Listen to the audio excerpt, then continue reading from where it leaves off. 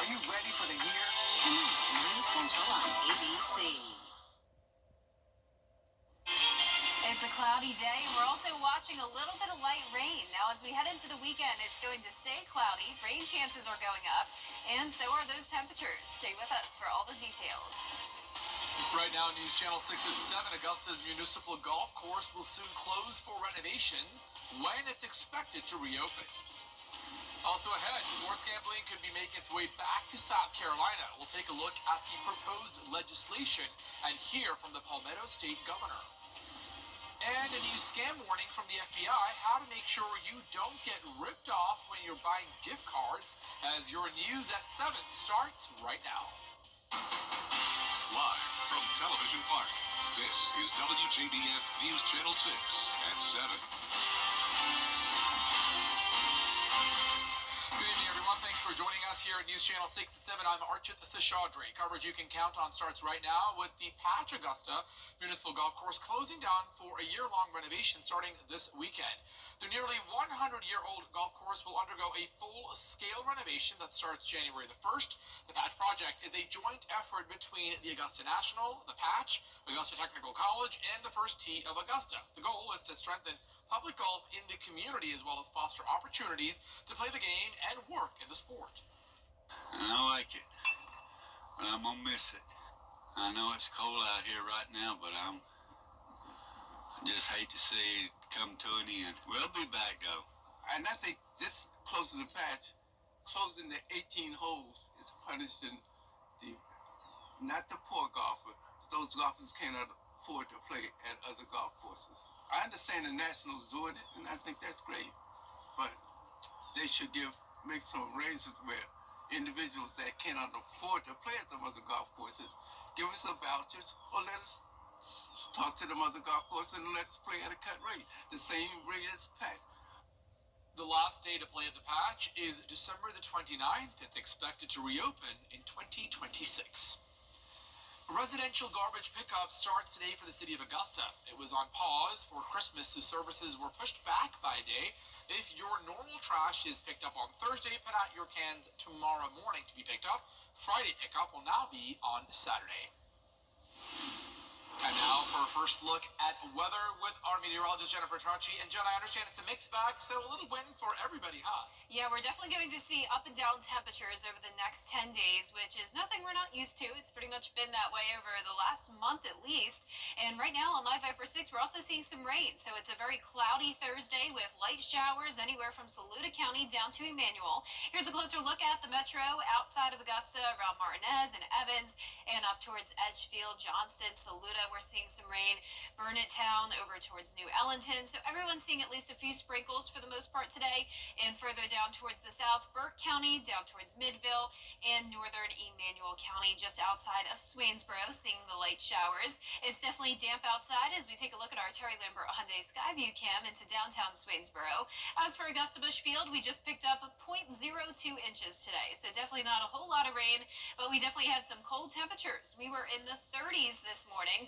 And in the afternoon, we got to a high of 50, so that puts us 10 degrees below our average of 60. Our temperatures now are in the 40s across the board, 46 in Thompson, 48 in Barnwell. Millen, you're at 49, Louisville at 45, 45 as well in Gibson, and 46 in Waynesboro. Dew points are in the upper 30s still in some places, so definitely some dry air limiting the heavy rain. Our winds are coming in from the northeast up to around 9 miles per hour now in Barnwell. And across the two-state, more rain all along the coastline here into parts of northern South Carolina, and a lot more rain to the west of us, all parts of this low pressure system that we'll be watching. Now for the meantime, we'll still have cloudy skies with a few light showers possible tomorrow, but for the most part a dry day. Temperatures around the mid-40s, and looking ahead here, we'll start to see the warm up by Saturday, 70 degrees and a high rain chance by Sunday. I'll have a look at your feature cast coming up. Back to you, Archit. All right, Jenna, thanks for those updates. Tomorrow marks 3 months since Hurricane Helene hit our area, and one local nonprofit is asking for more help at the national level. Reinforce is a workforce development agency right here in Augusta that helps people find jobs after a conviction or jail time. The executive director recently joined Helene survivors from 40 other nonprofits around the Peach State for a trip to Washington, D.C. to advocate for more disaster relief funding. She says local lawmakers were met in full support of their requests at the nation. We're very, very adamant to say, hey, this is something we're fighting for, this is something we believe in, and this is such a need, because we as a community didn't ask for this disaster, but right now we're asking for the help around this disaster, and so they were very supportive. As they look to the year ahead, they tell us that their goal is to continue to work those who are impacted by the justice system, as well as those who are still recovering from Hurricane Helene. The Sports Wagering Act will soon be in front of South Carolina lawmakers. State House reporter Caroline Yaffa explains what you need to know about the future of sports betting in the Palmetto State. Sports gambling could be legalized in South Carolina in 2025. And USC professor Mark Nagel says there are a lot of positives that gambling could bring to the state. The Sports Wagering Act has been brought to the legislative session countless times. In 2023, it was shut down. The new version of the bill has regulations including limiting market size and giving operators a maximum of 8 licenses. The bill also calls for a 12.5% tax on sports betting revenue. University of South Carolina sports entertainment and management professor Mark Nagel says it would have a positive effect on the state's economy. Is it going to be the golden goose that's going to lay gold eggs everywhere and the entire societal structure is going to be changed for the better? Probably not, but it should be a net positive. Nagel says sports betting has a historical fear that goes all the way back to the Chicago White Sox in 1919, known as the Black Sox Scandal. 8 members of the Chicago White Sox, including upstate native shoeless Joe Jackson, were accused of taking bribes to intentionally lose the World Series. It's really only been the last 10-15 years that the sport gambling being legalized as an integral part of society across the country has become a movement, both from a grassroots interest level, as well as obviously the Supreme Court changing the law recently that enabled the states now that want to pass gambling legislation to do so. Nagel explained that he thinks this bill could succeed because neighboring states have embraced sports betting. They could drive very short distance to go gamble. And so I think that's going to change a little bit of the mentality. But not everybody thinks online sports betting will benefit South Carolina. Governor Henry McMaster's stance on the idea has not changed. His office sent me a statement that reads in part, Governor McMaster has long opposed sports betting and still does today. It is simply inconsistent with South Carolina's values. The bill currently sits with the Committee of Ways and Means. The legislative session begins January 14th. In Columbia, Caroline Yaffa, WJBF News Channel 6.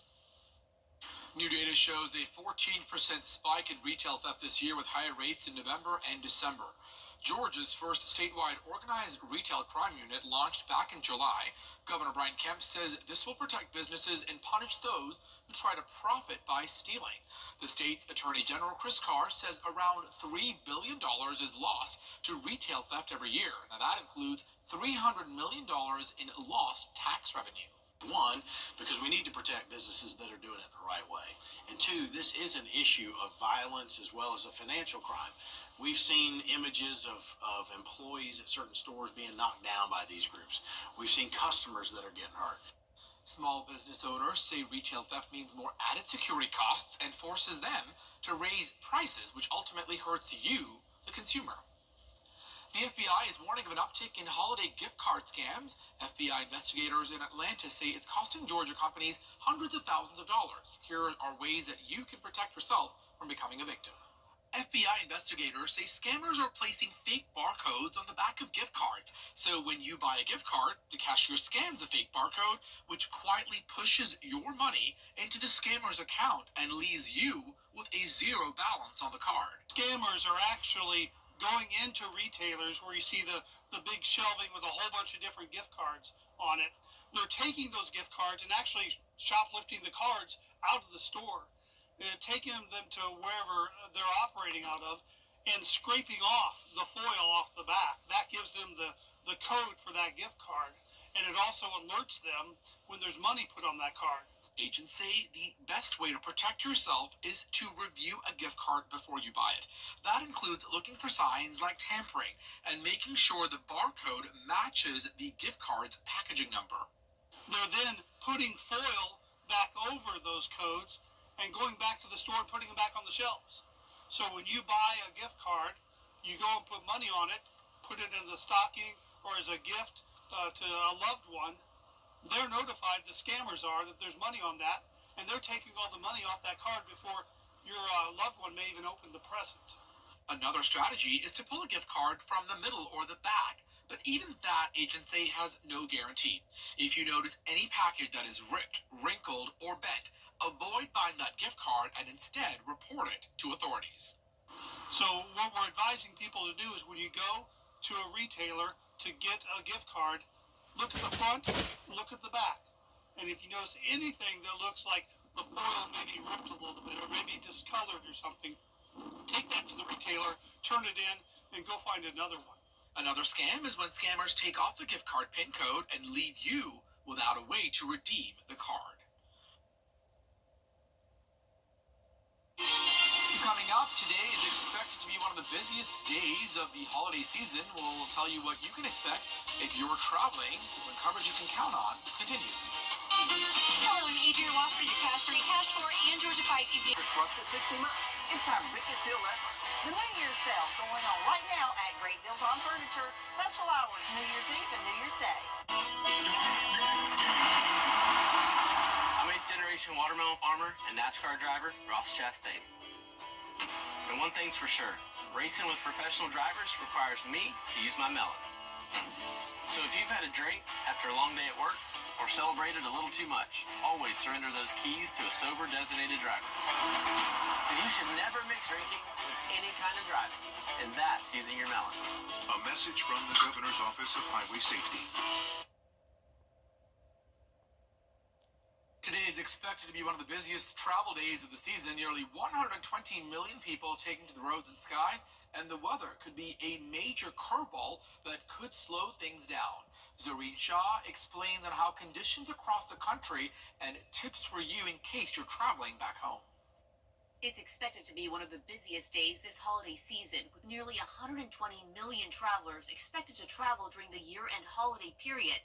With 90% of them driving, roads are expected to be jam-packed across America.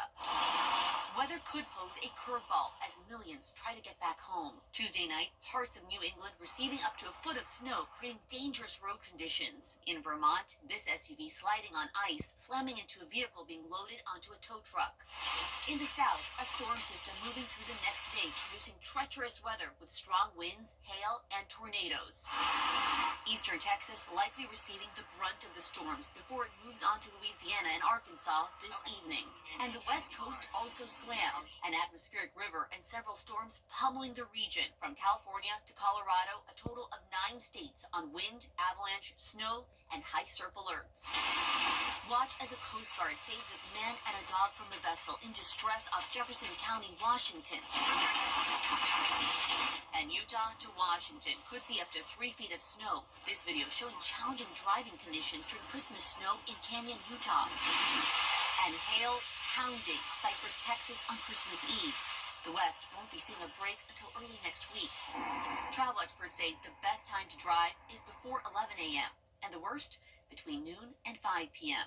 And the skies are expected to be packed too. If you have a long delay or cancellation at the airport, new rules now require airlines to give cash refunds if a flight is canceled or significantly delayed and you choose not to fly. Zoreen Shah, ABC News Los Angeles. Overcast conditions sticking around through the weekend, along with rain chances and a pretty big warm-up. But the warm-up won't last too long. We'll have a cool down as we head into the new year. All those details when we return.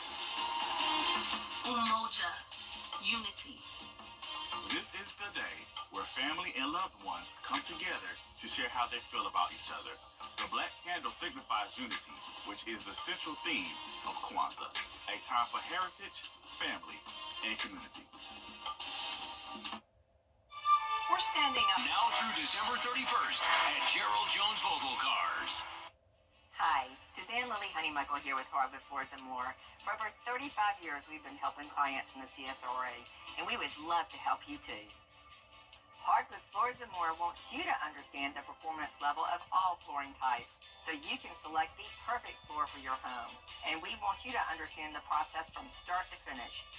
Visit Hardwood Floors & More today and see why we are the company that friends recommend. Hardwood Floors & More, so much more in store for you. We're standing up for Long Live the Lazy. Now, Your most accurate forecast with WJBF Live Viper 6.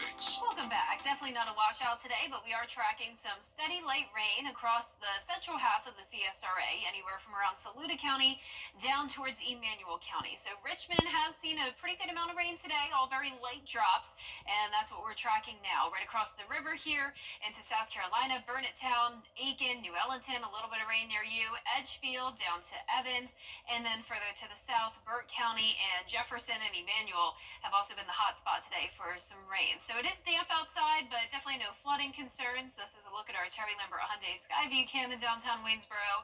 We're sitting at 46 degrees in Augusta, a chilly night. Northeast wind of 7 miles per hour, dew point of 40. And around the CSRA, our temperatures are very consistent. We're anywhere from around 45 to 49 degrees. So temperatures are going to be chilly tonight, but we're really not going to be falling off too much colder than that. The clouds tonight will stick around, and that will help to keep our temperatures around the same. So scattered showers all across the two-state here from the CSRA over towards the South Carolina coastline. We have high pressure up towards the northeast. That's driving in the northeast wind and trapping in the cool air, leading to the wedge effect for us today. Out to the west, we have a low pressure system, and in between the warm and cold front, we actually have severe weather. Some tornadoes today in eastern Texas and widespread rain up towards Arkansas. Tomorrow is pretty much going to be a repeat of how it was today. So that means it will be cloudy, some rain around, and temperatures in the 40s to start, and then low 50s in the afternoon. Your weekend weather is a bit of a different story. Believe it or not, it's going to be 70 degrees Saturday and Sunday. Not a complete washout, but the rain chances are definitely much higher. So showers on Saturday, some storms possible on Sunday. The good news is that most of the rain will be coming in late Saturday night into Sunday morning. So you'll still have some time throughout the weekend to get out and about and enjoy these warmer temperatures. We'll see the upper 60s Monday and Tuesday. Then as we head into 2025, back down to 62 on Wednesday, mid 50s by this time next week. So some pretty high rain chances, especially by Sunday, and all of this is beneficial rain. We've only picked up an inch so far for the month of December, and typically we end the month with around 4 inches. Now, the rain is a good thing, but we don't want any severe weather, and for Saturday, we don't have to worry about it. The marginal risk only goes up to around a small slither of western Georgia, and enhanced risk across Mississippi. Now, I do think there's a chance we'll have a marginal risk by Sunday. Too early to tell, but we'll keep you posted on that. You can see tonight, though, just the cloud cover and a few sprinkles. Friday, the same thing again. Clouds and sprinkles in the afternoon. Saturday morning, we'll be starting out mostly dry, but then in the evening, we could see some heavier downpours, maybe some rumbles of thunder as that warm front moves to our north, and we're then in that area of some instability. So you can see Saturday, as we bring things closer to home, as I mentioned, you will still have some opportunity to get out and about and enjoy the warmer weather, but just keep an eye on radar, and if thunder roars, head indoors. By the evening, you can see a better chance of some rain, especially some more heavier downpours and those thunderstorms. But tonight we'll be in the upper 30s through mid 40s. Our highs tomorrow will be cooler once again, mid 40s through upper 50s, so much colder towards the north. The 10-day forecast showing a 40% chance of rain as well on New Year's Eve. Temperatures cooling down after that for the start of the new year. Highs eventually down into the upper 40s to finish off next week, and our lows will be dropping to below freezing. So we've got 20s, 30s, 40s, 50s, 60s, and 70s. We got everything except the snow. Yep, no snow and no 80-degree weather. All right. Well, we win some, you lose some, right? Yep. Thanks, Jen. Appreciate that. We'll still ahead. Billionaire Elon Musk is showing his influence in Congress. We'll have the details on the government spending plan right after these short messages. You were just doing your New Year's sale. For the best deals on pre-owned vehicles around, baby, you gotta go to the Milton Rubens Superstore. We've got you covered, baby. They got all your favorite brands, all in one convenient location. Park once and shop over 500 pre-owned vehicles in stock and on sale now, baby. Some priced as low as $10K. That's right, $10,000 vehicles. But you better get them before they're gone. Let's drive, baby, to the Milton Rubens Superstore. RideBaby.com. Click, click. Looking to end the year strong? Join Planet Fitness now from 6. NASA has revealed holiday-themed star clusters found with space telescopes. This one is named the Christmas Tree Cluster, or some people note that they see the Grinch. NGC 2264 is located within the Milky Way, 2,500 light years from Earth. The second star cluster that NASA found looks like a Christmas wreath, Scientists say these aren't just stars, but entire galaxies. This cluster is 200,000 light years away from Earth. Well, how about that, huh? Oh, those are gorgeous. Very cool. Very unique. Very unique. But what about the weather? Is the weather unique or is it predictable? I would say so. It's pretty unique because we have these up and down temperatures. So we're going to warm up as we go into the weekend, but in the meantime, it is still pretty chilly tomorrow. 54 will be your high in Augusta, but our northern counties will top off in the 40s, southern counties in the upper 50s. But all of us around 70 this weekend, rain and storms in the forecast. As we head into New Year's Eve, still staying mild, but then cooling down for the first few days of 2025. Highs into the upper 40s next Friday, lows going back down into the 20s. All right, thanks, Jenna. We'll see you again on MeTV. We are always on with you at WJBF.com. Entertainment Tonight is next. Good night.